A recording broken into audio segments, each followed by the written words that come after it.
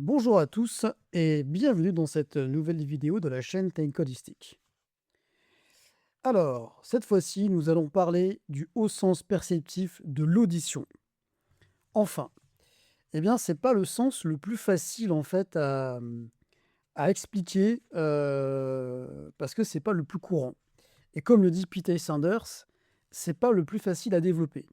C'est pour ça que moi-même, je suis aussi en apprentissage hein, à tous ces niveaux-là.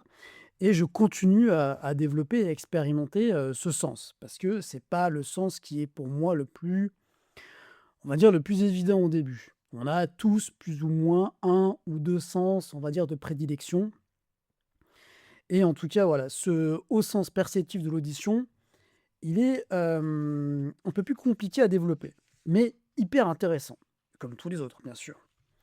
Dans un premier temps, je rappelle encore une fois par rapport à ces hauts sens perceptifs, que j'ai fait 2 vidéos. La première pour vous parler un petit peu le contexte, pour vous parler un petit peu du contexte, en fait, du développement de ces hauts sens perceptifs et du lien avec la pratique de l'attention juste. Peter Sanders a créé une méthodologie qui existe depuis un certain nombre d'années maintenant et qui consiste, en fait, à porter notre attention sur des zones précises de ce qu'on pourrait appeler notre corps énergétique. Et là, cette recherche de sens n'est pas véritablement une recherche de pouvoir, en fait. L'idée, c'est pas vraiment de voir ces sens comme des perceptions extrasensorielles qui nous auraient des capacités. En fait, ces sens-là, nous les avons déjà tous en nous, simplement ils sont plus ou moins développés et plus ou moins conscients, en fait, dans notre utilisation quotidienne. Et l'idée, c'est qu'en fait, en portant attention à ces zones de réception, on affine, on développe la réceptivité que nous pouvons avoir à travers ces sens de perception subtile. Ces sens de perception, ils sont de l'ordre de 4. Je vais déjà parler du haut sens perceptif de la sensation, du haut sens perceptif de l'intuition, et cette fois-ci, donc, c'est le tour du haut sens perceptif de l'audition. Alors pourquoi haut sens perceptif, encore une fois, et pas clair-audience? Eh bien, en fait, tout simplement parce que, à mes yeux, le terme clair-audience prête à confusion sur la, sur ce qui se passe, en fait, avec ce sens. Euh, Oui, effectivement, il y a une forme de clarification, il y a les choses vont être plus précises, mais c'est pas non plus de l'omniscience, encore une fois. Ces hauts sens perceptifs, ils sont également imparfaits, d'accord? Comme nos sens physiques. Ils sont imparfaits dans le sens où ils ont une forme de limitation, tout simplement, voilà. Sinon, je pense qu'en fait, s'il y avait aucune limitation, notre cerveau, voilà, je serait vraiment en surcharge complète. Déjà qu'il y a beaucoup de choses dans notre tête. Alors, ce haut sens de l'audition, il est lié à 2 zones, en fait. Ces 2 zones sont 2 cônes, 2 «paraboles» entre guillemets, qui sont situées de chaque côté de notre tête. Et la façon dont on accède à ces zones, eh bien, comme pour les autres, il faut d'abord, dans un premier temps, se détendre, se relâcher. Et donc l'idée, c'est de partir de nos oreilles, hein, entre guillemets, et de porter notre attention sur la zone qui se situe au-delà, en fait, OK? C'est vraiment comme si on se baladait avec, des récepteurs, vous voyez, Dolby Surround quoi, haute définition, bon voilà quoi, qui, qui nous permettent en fait, tout simplement d'entendre des choses. Parce que, comme son nom l'indique, le haut sens perceptif de l'audition passe par le fait d'entendre des mots, des voix.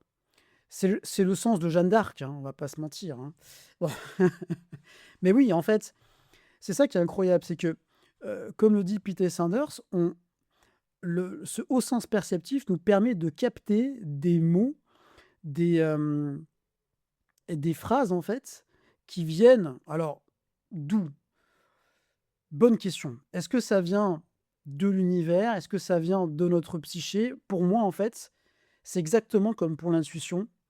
Ces hauts sens perceptifs nous permettent, en fait, de nous aligner et de capter des choses qui sont dans notre psyché, qui elles-mêmes captent des choses dans l'environnement plus global. OK, vous voyez? C'est vraiment l'idée de filtre, quoi. On est vraiment dans cette idée des poupées russes et on est, nous, en fait, inclus dans une espèce de sphère, si je peux me permettre l'expression de sphère, mais qu'on appelle la psyché, l'âme, dans lequel le moi, donc entre guillemets «nous», on est dedans et cette sphère a des connexions, en fait, avec le monde extérieur et nous, on a la capacité de «raisonner» entre guillemets avec ces connexions en nous en portant notre attention, on va dire, à la bordure de la sphère, on va dire ça comme ça, hein, la bordure de notre psyché, de notre âme. D'ailleurs, on peut vraiment faire une connexion. On parle de sens psychique et psychique, ça vient de psyché et psyché, ça veut dire l'âme en grec. Donc vous voyez, tout cela se connecte et se rejoint. Bon, en tout cas, pour revenir au sens de l'audition, effectivement, ça passe par des mots et ça passe par le mental. C'est-à-dire vraiment, on touche à ce qu'on appelle le dialogue intérieur, notre réflexion. Et c'est ça qui est compliqué pour beaucoup de gens qui ont ce sens très développé. C'est pas les plus nombreux, hein, mais il y en a quand même, hein. Eh bien, ils vont avoir du mal à faire la différence entre leur dialogue intérieur et ce haut sens perceptif. Parce que du coup, les 2 peuvent se confondre et c'est toute la difficulté quand on veut développer ce sens. Comment et de quelle façon faire la différence? Encore une fois, par le regard extérieur et la perception. Le dialogue intérieur, donc ce qu'on appelle l'activation du mental, heu, le la réflexion intérieure, des choses comme ça, bon, c'est vraiment en lien avec des zones du cerveau, hein, notamment ce qu'on appelle le cerveau limbique. Vous savez, c'est tout cet aspect où on a l'impression de tourner en boucle, de réfléchir et de ressasser. C'est vraiment en lien avec cette partie, il y a pas que celle-ci, mais cette partie du cerveau qui est là pour, tourner en boucle, quoi, analyser, analyser, analyser, tourner en boucle, réfléchir, réfléchir, réfléchir. Bon, eh bien, quand vous commencez à porter votre attention ailleurs et essayer d'être dans une forme de perception, vous allez activer d'autres zones du cerveau et donc en fait, vous allez du coup projeter votre conscience pour l'amener ailleurs et éviter de trop porter son attention sur ce dialogue intérieur, en fait. Du coup, en portant l'attention sur les zones de réception du haut sens perceptif de l'audition, HSP auditif, eh bien, en fait, on peut clairement faire la différence entre ce qui est de l'ordre de notre réflexion intérieure et ce qui est de l'ordre de ce qu'on peut capter comme mots de l'extérieur, comme mots, comme pensée. Parce que souvent, quand on parle de pensée, en fait, on associe ça aux mots quelque part, vous voyez, aux mots, au côté verbal. Donc, on a cette capacité, en fait, presque, j'oserais dire, télépathique, de recevoir des mots comme ça, des injonctions, ok.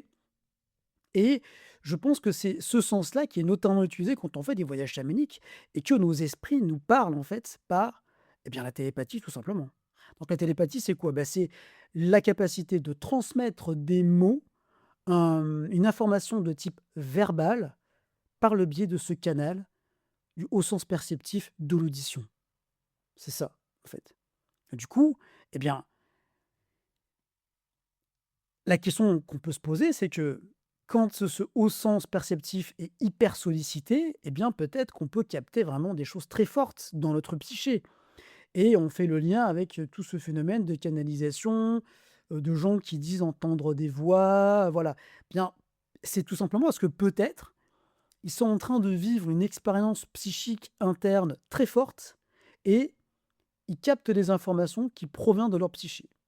Ah, ça peut provenir aussi de l'extérieur, mais dans un premier temps, l'idée, c'est quand même de se demander: «Tiens, est-ce que c'est pas du contenu de ma psyché?» OK? Parce que c'est exactement ce qu'a fait Carl Gustav Jung, en fait, hein, quand il a expérimenté ce genre de choses, il en parle dans son le livre rouge. Eh bien, il s'est demandé si tout simplement, sans renier l'expérience, sans dire: «J'hallucine» ou «C'est fictif». Non, non, non, non, faut pas penser comme ça. Il faut prendre chacune des réalités. Du coup, lui, tout simplement, il a expérimenté cela en se demandant si, tout simplement, c'était pas, en fait, une projection de sa psyché à lui. Et qu'est-ce qu'il pouvait en faire? Quel sens il pouvait donner à ça? Parce que c'est ça, en fait, le plus important, c'est la question n'est pas de savoir est-ce que c'est vrai ou est-ce que c'est pas vrai, c'est plutôt quel sens on peut donner à ces phénomènes. Donc, pour revenir au sens de la perception auditive, eh bien, on va capter des mots, on va capter des informations verbales, on va capter parfois même des informations verbales venant d'autrui, mais aussi de nous-mêmes. Et c'est là où justement, il faut être vigilant et être attentif à ce qui se passe. Et le fait de bien faire la différence entre les zones de réception, c'est ça qui va nous permettre de développer justement notre attention juste. Alors, ce sens perceptif, comment on peut l'utiliser? Eh bien, par exemple, comme le dit Peter Sanders, vous pouvez, le matin, vous vous posez, vous faites votre petite méditation et vous essayez de porter votre attention sur ces zones de réception, auditive et vous demandez un conseil, un mot pour la journée. C'est comme si vous demandez à votre moi supérieur, comme si vous envoyiez une information résonner dans votre psyché pour avoir un retour d'information qui comprend votre globalité. D'accord? C'est comme si en fait quelque part, c'est notre psyché qui parlait en nous. C'est vraiment regardez encore le vocabulaire courant, la petite voix, et beh, c'est ça en fait. Sauf que la petite voix, c'est pas notre cerveau, enfin notre mental qui l'a produit. Là, on essaie vraiment de la capter à un autre niveau, quoi. Vraiment un autre niveau. Et donc, vous pouvez effectivement demander à avoir un conseil ou un mantra pour la journée. Ce sens-là peut être aussi utilisé pour analyser des choses, en fait. C'est vraiment le sens de l'analyse, le sens du détail. Les gens qui sont vraiment qui ont ce haut sens perceptif auditif très développé, c'est des gens qui ont une énergie mentale très forte, en fait. Parce que quand ils ont une idée en tête, ils la lâchent pas, quoi. OK? Et du coup, ça veut dire qu'on est capable, nous, de travailler là-dessus et du coup de renforcer notre mental par ce biais-là. Parce qu'on va renforcer l'énergie mentale autour de la tête, en fait.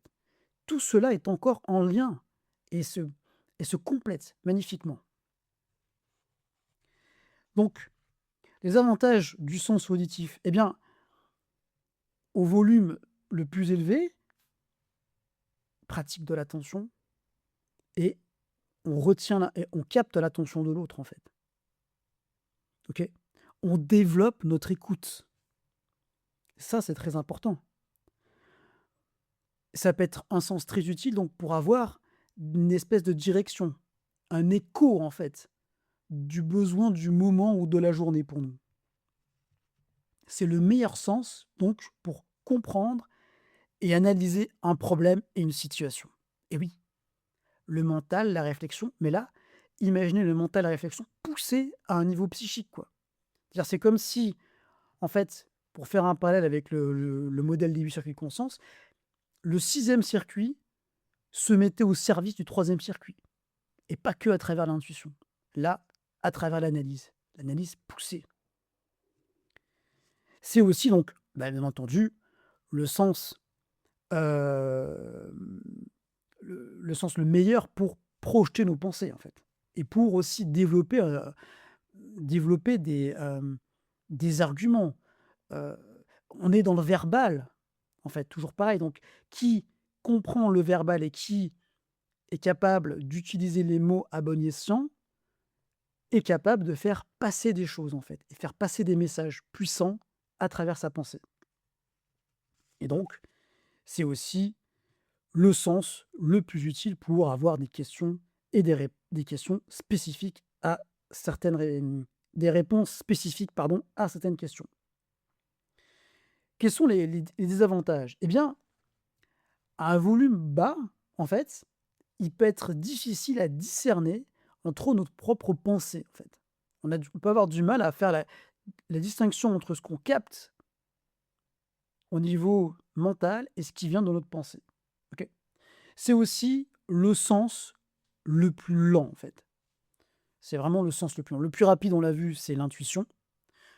Le feeling est aussi assez rapide Le haut sens perceptif de l'audition, il faut se poser et être patient, parce que ça peut prendre du temps. Par contre, vous avez vu tous les avantages et c'est aussi un des sens les plus difficiles à développer. Alors du coup, chez les personnes qui ont ce sens très développé, quelles sont leurs forces? Eh bien, ils sont capables on est capable donc du coup, avec ce sens-là, d'entendre un petit peu entre les mots, en fait et presque d'entendre quand quelqu'un, nous ment, voilà. C'est aussi le sens qui permet vraiment d'avoir des mots-clés, quoi, des mantras, comme j'ai dit. Capacité de transmettre et de recevoir des pensées et capacité aussi d'analyser en détail des choses et d'aller vraiment au fond du process et aussi de garder un cap, en fait, de garder un cap et donc voilà, c'est vraiment le sens du détail, si je peux me permettre l'expression, mais c'est vraiment ça.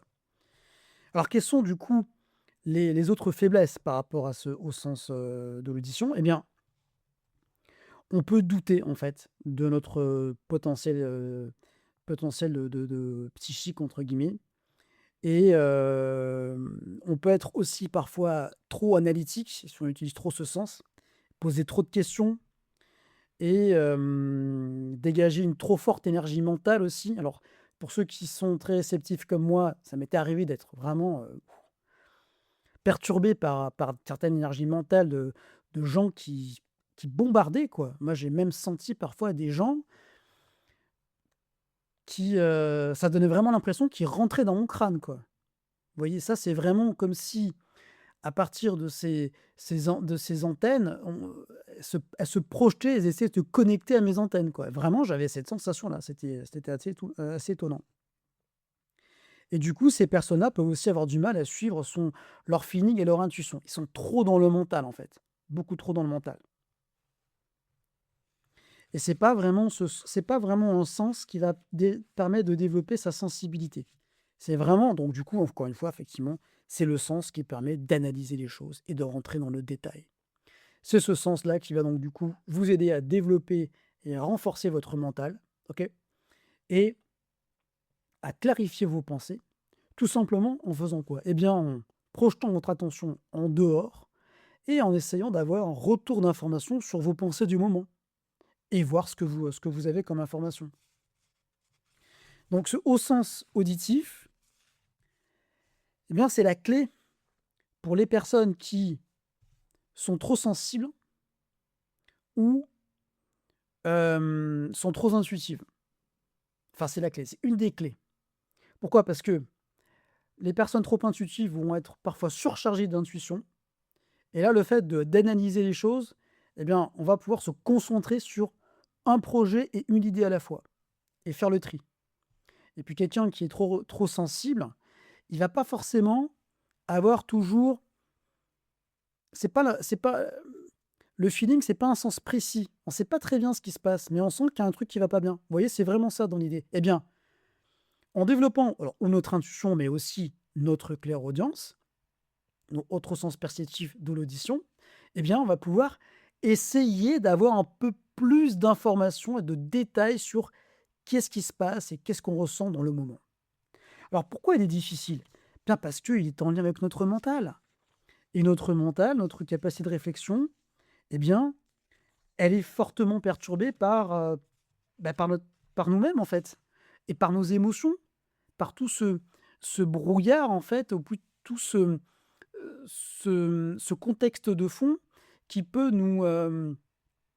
qui peut embrouiller, en fait, qui peut nous mettre dans une situation où vraiment on a du mal à faire la part des choses.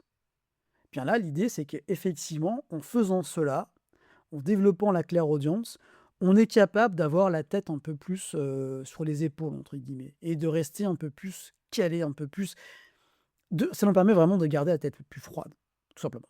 Voilà.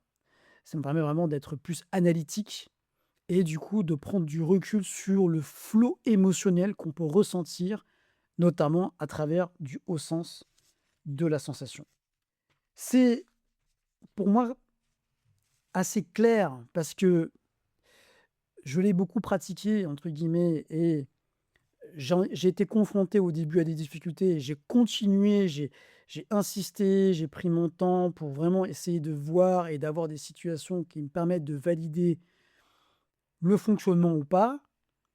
Je sais que ça peut paraître compliqué et surtout que, le distinguo entre ou plutôt le lien entre activité mentale, pensée et réception de mots, de vibrations qui viennent de l'extérieur, ça peut paraître étrange.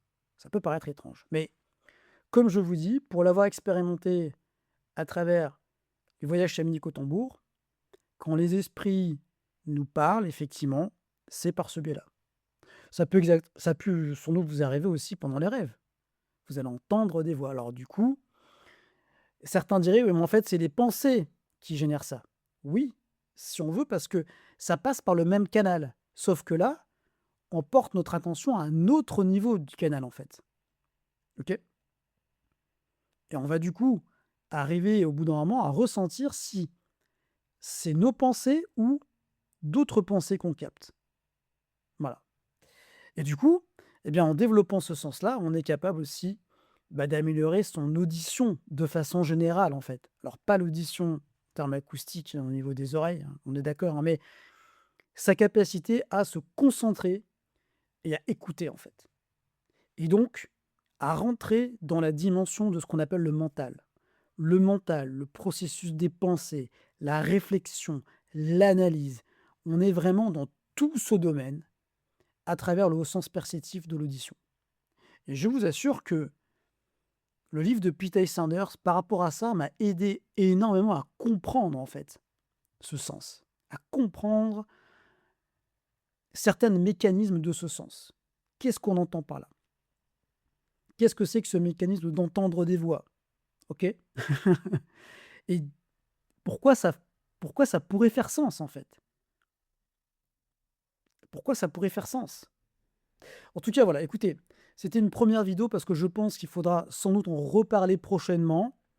Je vais, m'arrêter là pour pas qu'elle soit trop longue. Essayez d'expérimenter par vous-même et faites-moi part de vos commentaires si vous en avez. Bonne pratique à tous et à très vite. Au revoir.